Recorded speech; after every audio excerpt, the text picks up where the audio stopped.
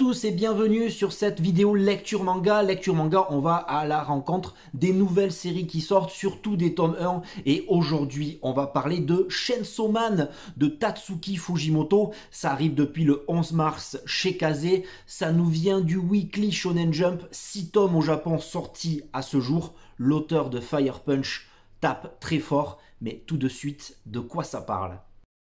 Pour rembourser ses dettes, Denji, jeune homme dans la dèche la plus totale, est exploité en tant que Devil Hunter avec son chien démon tronçonneuse, Pochita. Mais trahi et laissé pour mort, une étrange métamorphose lui offre la possibilité de se tirer des bas-fonds où il croupit. Devenu surpuissant, Denji est recruté par une organisation de chasseurs de démons. Et oui, vous avez bien entendu, un chien démon tronçonneuse dans le Weekly Shonen Jump, c'est complètement barjot, décalé, mais comment est-ce possible? L'auteur de Fire Punch le déclarera lui-même, il est en train de dessiner Fire Punch, il a l'idée de ce jeune homme de 16 ans avec un tyran sur une chaîne qui se change en tronçonneuse géante, massacrant tout le monde. L'idée va être proposée aux responsables éditoriaux de Weekly Shonen Jump. Eh bien, ils vont accepter. Il en est surpris lui-même qu'elle soit éditée, cette série. Il joue avec la limite, toujours sur le fil, de la classification du shonen. Par exemple, les viscères, il a le droit quand c'est des zombies ou des démons. On n'a pas le droit dans le Shonen Jump quand c'est des humains. Je pense que ça va avec le renouveau de la ligne éditoriale du Shonen Jump qui veulent apporter du sang neuf, comme c'était le cas dans les années 70. 80, où il y avait une vision un peu plus subversive avec l'école impudique dans les années 70, ou alors Gen d'Hiroshima. Les années 90 apporteront un lot de shonen ininterrompus qui seront très codifiés. C'est ainsi que Chainsaw Man apparaît tel un ovni dans un magazine tel que Weekly Shonen Jump.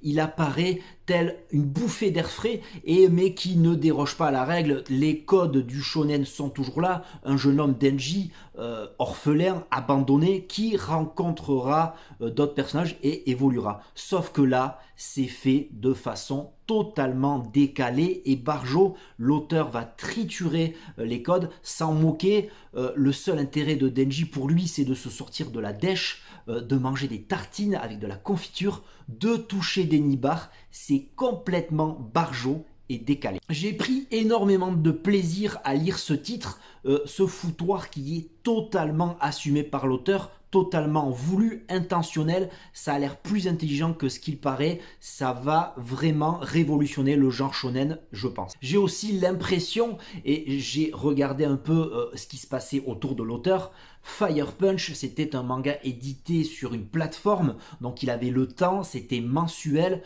Là, sur le Weekly Shonen Jump, on est dans l'hebdomadaire, donc il faut qu'il aille vite. Eh bien, ça se ressent. Pas de chichi, pas de blabla, ça va à l'essentiel.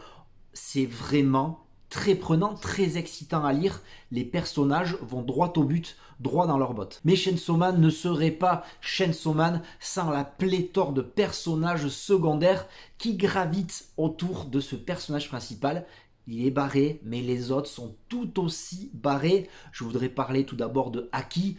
Ce petit duo que va former Aki et Denji va être complètement barjot. Il y a aussi Makima qui se sert de son côté très pervers pour faire de lui ce qu'elle veut. Et puis il y a surtout Power, cette démone qui est la recherche de son chat. C'est complètement what the fuck. C'est complètement barjot. L'action est totalement présente et totalement sanguinolente. Lorsque l'homme tronçonneuse se met en action, ça gicle de partout. Je suis toujours surpris que ce manga soit accepté dans le Shonen Jump. Ça colle parfaitement avec le dessin. Alors au début, quand j'ai ouvert le manga, moi quand je prends un manga, quand je le prends, j'ouvre toujours au milieu, je regarde un peu, je tâte un peu le terrain. Je me dis c'est très brouillon, voilà, un peu comme Fire Punch. Et puis le trait s'affine au fur et à mesure.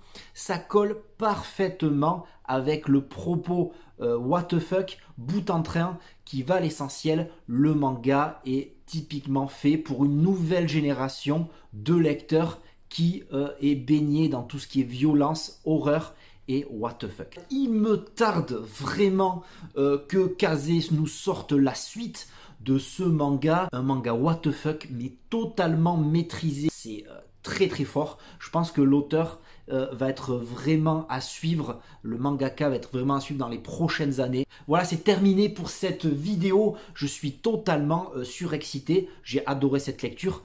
Une vraie bouffée d'air frais. Si ça vous a plu, dites-moi en commentaire si vous l'avez lu, si vous comptez le lire.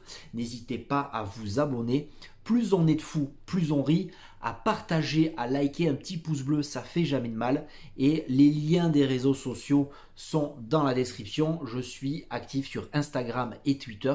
Et sur ce, je vous dis à une prochaine fois pour des prochaines vidéos qui arriveront la semaine prochaine. Ciao et lisez des mangas. Ciao.